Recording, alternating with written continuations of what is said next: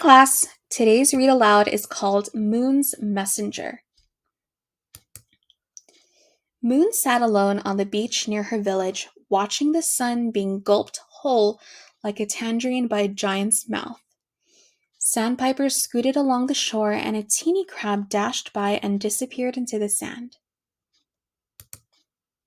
Suddenly, Moon heard a ripple. She felt a splash. Moon blinked the water away.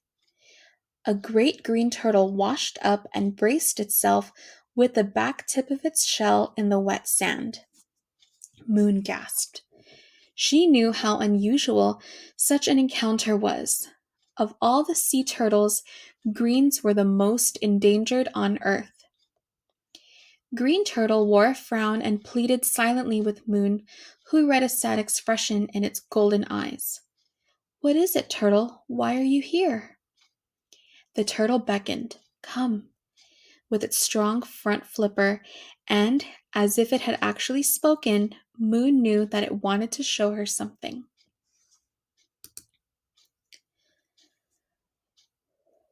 She climbed atop its heart-shaped shell. Green Turtle turned and paddled out to sea, rearing up now and then so that Moon could take deep breaths.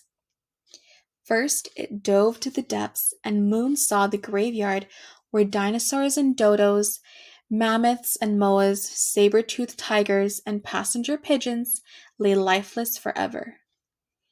These are the extinct ones, Moon somehow knew. In the water, the huge reptile was feather-light and fast. Moon urged the turtle on and was surprised that she could hold her breath so long. Underwater, Moon opened her wondering eyes. Black angelfish with silver halos winged by. Coral polyps pulsated in pink and purple tones. Cowries imitated monsters' toothy mouths, and scallops looked like rows of miniature blue-eyed kittens hiding in dark closets. Skates whizzed by in puffs of sand as squids vanished in inky clouds. Seahorses twined around eelgrass and each other, dancing to ocean rhythms. The strands of Moon's light hair flowed long and smooth like seaweed. Green Turtle began to cruise, and Moon realized that they were coming close to shore. The turtle brought her to a land where branches twisted like intricate mazes and vines crept like serpents over, under, around, and through them.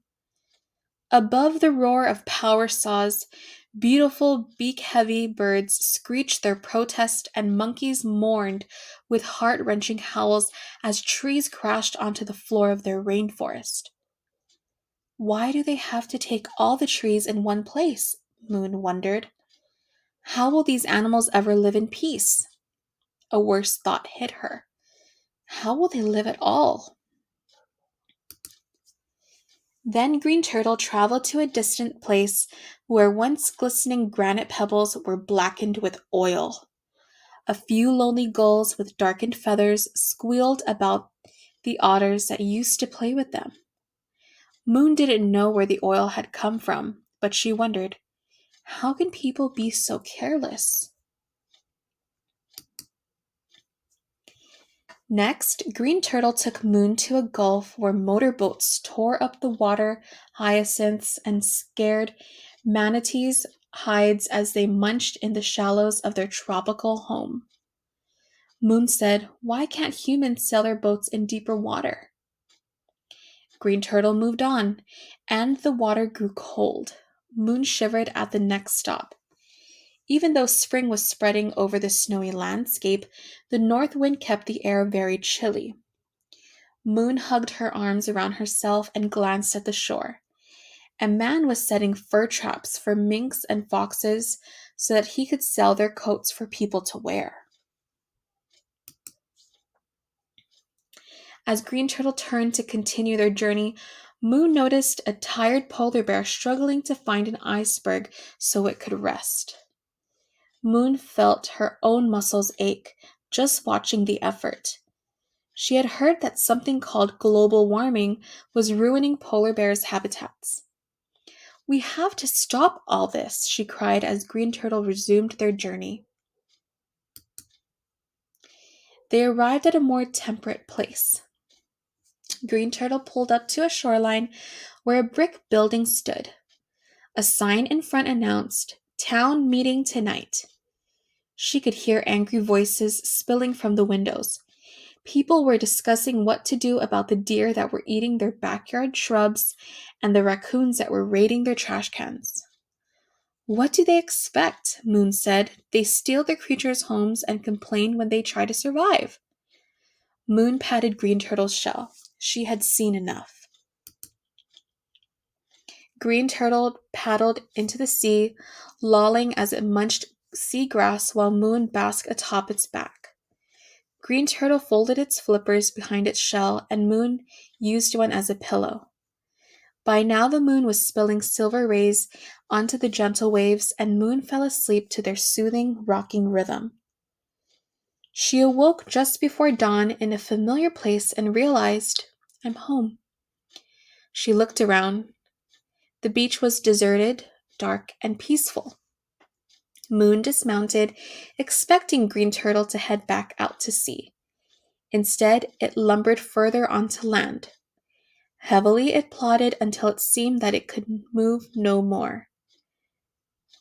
Green Turtle laid its head in the sand and exhaled, hard. Moon felt her heart sink.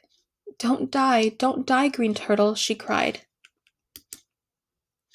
Suddenly, the turtle raised its head and began pushing sand aside with its back flippers. Furiously, it dug to make a hole. Then, calmly, it lowered itself backwards into the hole. One by one, it laid 100 round, leathery eggs. Moon could barely catch her breath as she witnessed it. "A miracle," she whispered.